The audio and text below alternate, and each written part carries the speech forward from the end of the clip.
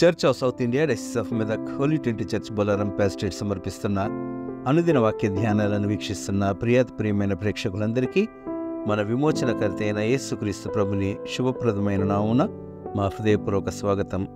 ఈనాటి మన బైబిల్ డివోషన్స్లో ఇశ్రాయేలీయుల 9వ, 10వ, 11వ న్యాయాధిపతులు ఇబ్సాను, ఏలోను, అబ్దోనుతో పాటుగా ఆ తరువాతి న్యాయాధిపతి సంసోన్ యొక్క జనన విశేషాలు తెలుసుకుందాం. మీకు తెలిసినట్లుగా ఈ సందేశాలను మన సంఘ సభ్యులు శ్రీమతి పి జాయిస్ రవికిరణ్ గారు మనకు అందిస్తున్నారు. సందేశానికి ముందుగా ఈ భక్తి గీతాన్ని విందాం.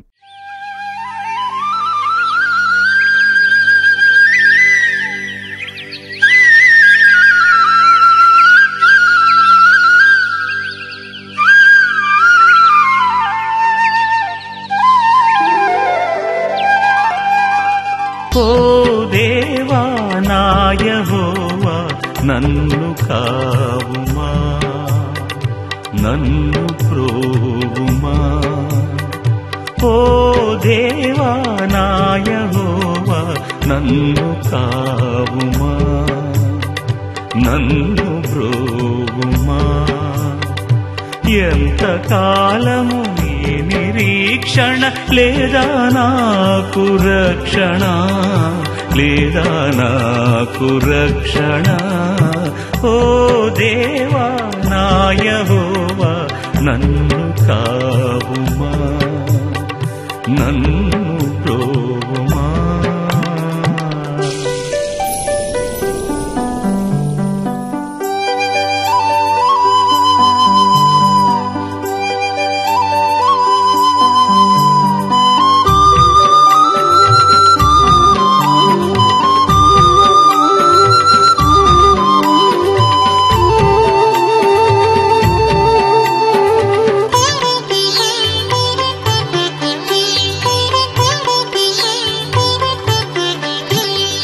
నిరాశ నిస్పృహలు పడకు, ఫలితమే నీదన్నావు.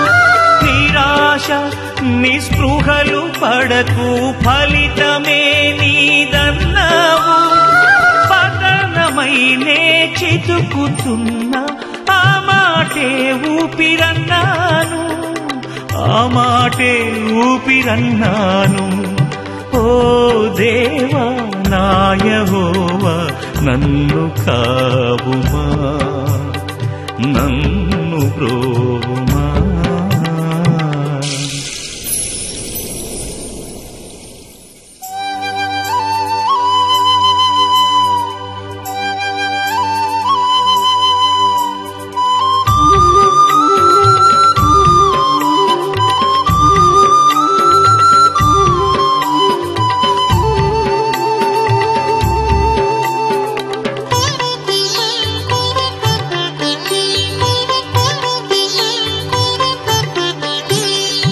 కాలకూట విషమే లోకం, నరుడు బతుకుట బహుశోకం.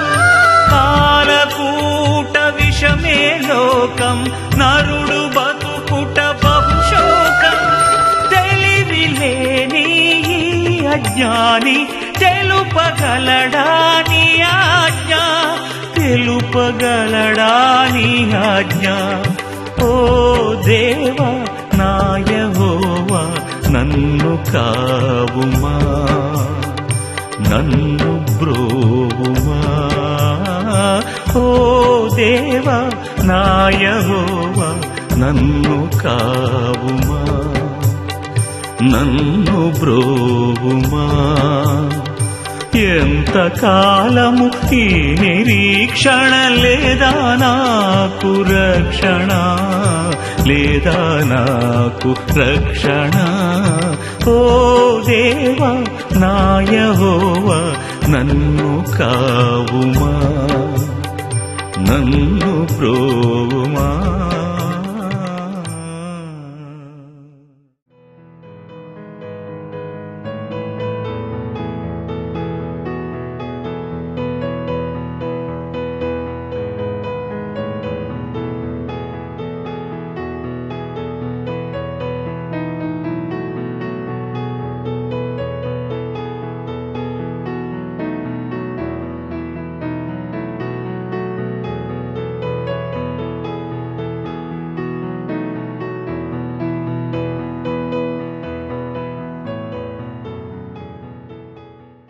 అనుదిన దైవ ధ్యానంకు స్వాగతము. ప్రభు అయిన యేసుక్రీస్తు నామములో మీ అందరికీ శుభం తెలియజేస్తున్నాను. ప్రార్థించుకుందాము. గొప్ప రాజా, యేసయ్య, మహోన్నతుడా, మీ యొక్క ఘనమైన నామానికి స్తుతులు ప్రభా. తండ్రి, న్యాయాధిపతుల గ్రంథము మరి మేము ధ్యానించుకొనిచుండగా మీ యొక్క జ్ఞానాన్ని మాకు అనుగ్రహించి, మీ నడుపును, మీ యొక్క తోడును మాకు అనుగ్రహించండి. మా యొక్క హృదయ నేత్రాలను తెరిచి తండ్రి, మరి ఇదిగోనైనా మీ వాక్యాన్ని గ్రహించుటకు మాకు జ్ఞానాన్ని అనుగ్రహించమని మహోన్నతుడా, మరి ఇదిగో నాయన ఈ సమయాన్ని మీకే అప్పచెప్పుకొంచు తండ్రి, మీరే బోధించమని మీ బంగారు పాదాలను బట్టి బ్రతిమాలు వేడుకొంచున్నాను ప్రభు. ఆమేన్. ప్రియులారా, మరి మనము యెఫ్తా గురించి ధ్యానించుకుని ఉన్నామండి. యెఫ్తా 6 సంవత్సరాలు మరి ఇశ్రాయేలీలకు న్యాయాధిపతిగా ఉన్నాడు. ఆయన తర్వాత వచ్చిన 9వ న్యాయాధిపతి పేరు ఇబ్సాను. ఈయన బెత్లెహేము వాడు. ఈయనకి 30 కుమారులు 30 మంది కుమార్తెలు ఉన్నారండి. అనగా 60 మంది సంతానము, 30 మంది కుమారులు 30 మంది కుమార్తెలు. వీరు ఏం చేస్తాడంటే, ఈ ఇబ్సాను తన వంశంన చేరని వారికి వీరిని ఇచ్చి పెళ్లి చేస్తాడు. ఈ 30 మంది కుమారులను మరియు కుమార్తెలను వివిధ వంశంల వారికి ఇచ్చి పెళ్లి చేస్తాడు. ఈయన 7 ఏళ్ళు మాత్రమే పాలించిన న్యాయాధిపతి. మరి ఇబ్సాను కాలంలో ఎలాంటి యుద్ధములు కానీ కల్లోలములు కానీ జరగలేదు. ప్రశాంతమైన జీవనాన్ని ఇశ్రాయేలీలు గడిపారు. 7 సంవత్సరాలు పాలించిన తర్వాత ఈయన మరణ పొందుతాడు. తర్వాత మరి న్యాయాధిపతిగా జెబులూనీయుడైన ఏలోనును మరి దేవుడు ఏర్పరచుకొని ఉన్నాడు. జెబులోను 10 సంవత్సరాలు మరి ఇశ్రాయేలీలను పరిపాలించాడు. మరి ఈయన గురించి కూడా మరి బైబిల్లో ఎక్కడ కూడా ఎక్కువగా ప్రస్తావించబడలేదు. ఎలాంటి యుద్ధం చేసినట్టు కానీ ఎలాంటి అల్లకల్లోలాలు జరిగినట్టుగా ఈ ఏలోను సమయంలో కూడా లేదు. మరి ఈయన తర్వాత 11వ న్యాయాధిపతి అబ్దోను. అబ్దోను అనే వ్యక్తి, ఈయన మరి పిరోతునీయుడైన అబ్దోను హిల్లేలు కుమారుడు. ఈయనకి 40 మంది కుమారులు 30 మంది మనమలు ఉంటారు. మొత్తం 70 మంది, అనగా 40 మంది కుమారులు, వారి యొక్క కుమారులు 30 మంది. ఈ 70 మందికి కూడా ఆయన 70 గాడిదలను ఇస్తారు.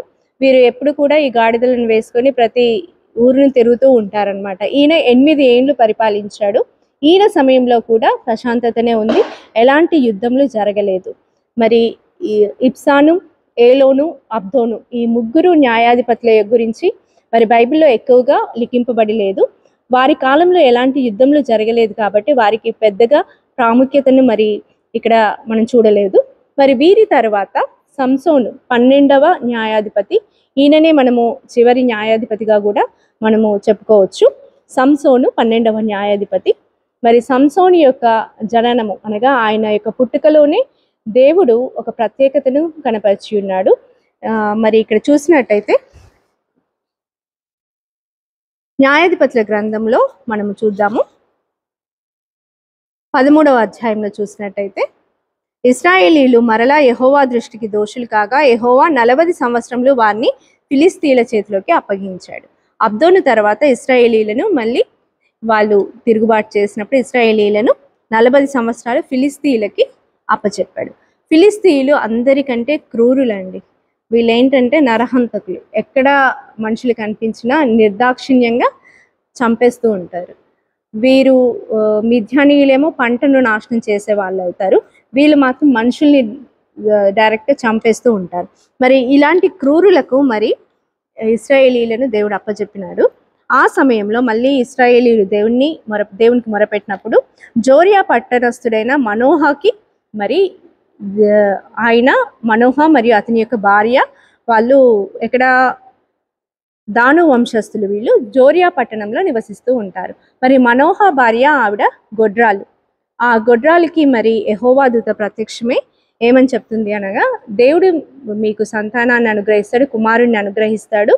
మరి ఆయన ఇశ్రాయేలీలను ఫిలిస్తీన్ల నుండి కాపాడుటకు అనగా వారితో యుద్ధము చేసి ఇశ్రాయేలీలను కాపాడుటకు దేవుడు ఏర్పరచుకొనబోతున్నాడు. కాబట్టి నువ్వు గర్భం ధరించినప్పుడు కొన్ని నియమాలు అనగా చాలా పవిత్రంగా ఉండాలి. మరియు మత్తు పానీయాలు అనగా ద్రాక్షారసం లాంటివి తీసుకోకూడదు, మద్యంను తీసుకోకూడదు, అపవిత్రమైన దానిని దేనిని కూడా తినకూడదు అనేసి మరి చెప్తాడు.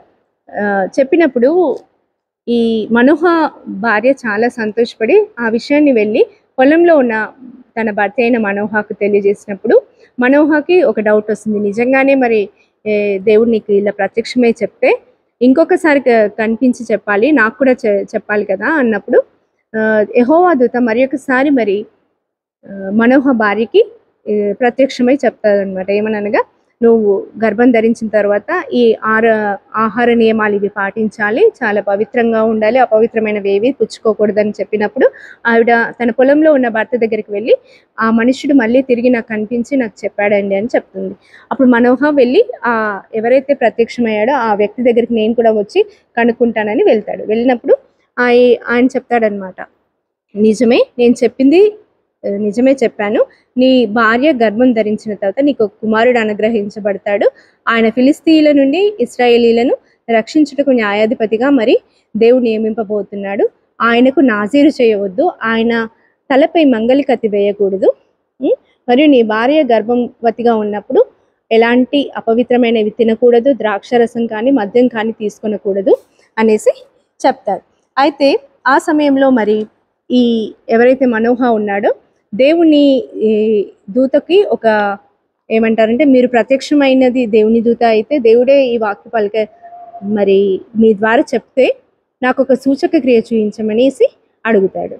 మరి ఏ సూచక క్రియ మరి మనోహ అడిగాడు మనము నెక్స్ట్ ఎపిసోడ్లో ధ్యానించుకుందాము. దేవుడు ఈ వాక్యాన్ని దీవించునుగా.